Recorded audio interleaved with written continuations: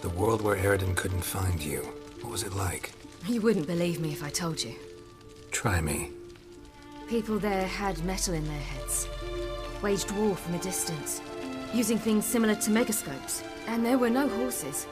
Everyone had their own flying ship instead. Siri, stop fooling around. Told you wouldn't believe me.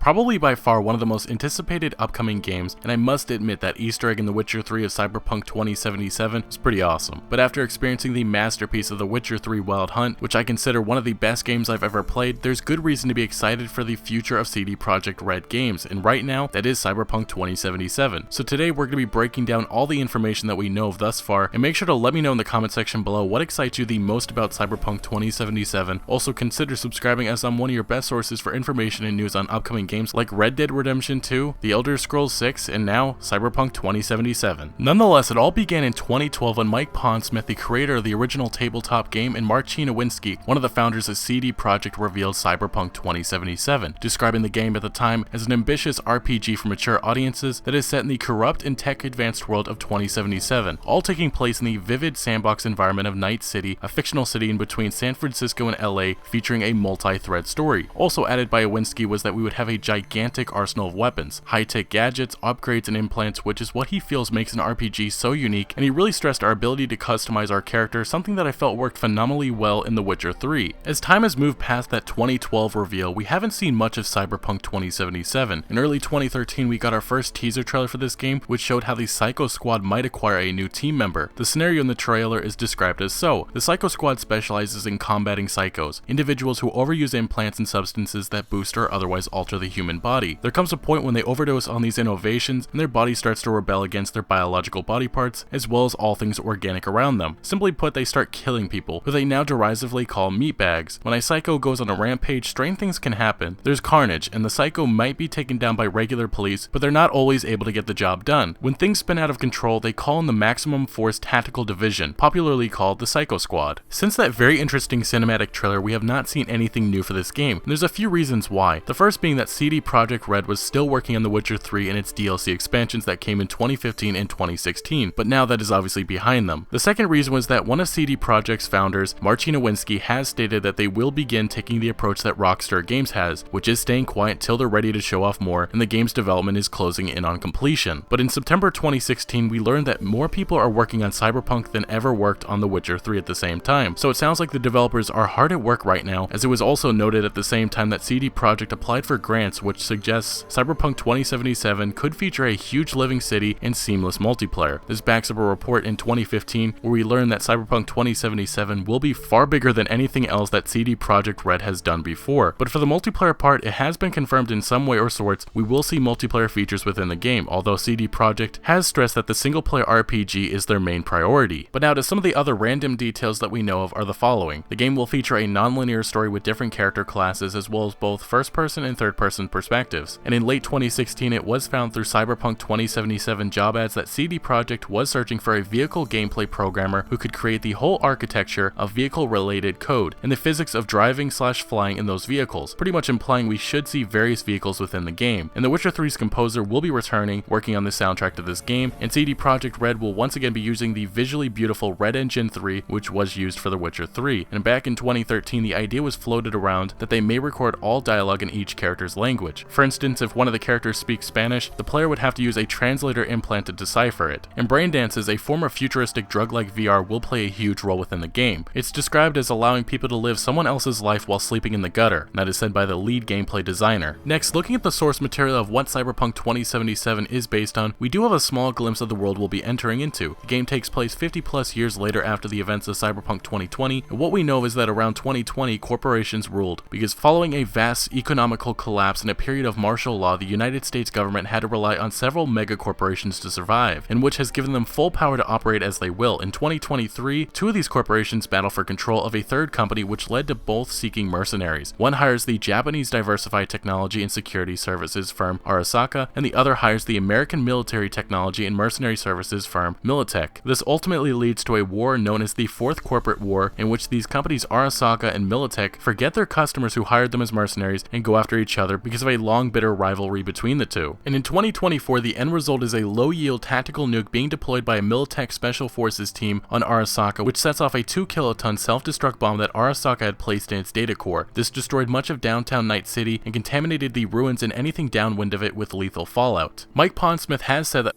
people have wondered what's going to happen. There are clues and hints. We told you we'd have to kill you, as usual. One of them is a big hint I left for everybody at the tail end of the Fourth Corporate War, when I dropped a small pocket tactical nuke in the middle of the Arasaka Towers. And that left kind of a really large real estate space that we're going to be playing around with. So ultimately, we probably can expect to see a rebuilt Night City and the effects of this event throughout the game. In conclusion, we know that CD Projekt plans to release Cyberpunk 2077 between 2017 and 2021, along with another still unannounced RPG, and right now I think we should expect to see this game released sometime in 2018, and it's looking very possible later on in 2017, maybe at E3, we could finally get our next look at this upcoming game. Anyway guys, thank you so much for watching. Make sure to smack that like button if you did enjoy this video or found any informative value, and let me know in the comment section below what excites you the most about Cyberpunk 2077, and do you think we could see a Siri Easter egg in the game? But again, thank you for joining me, and I'll see you later.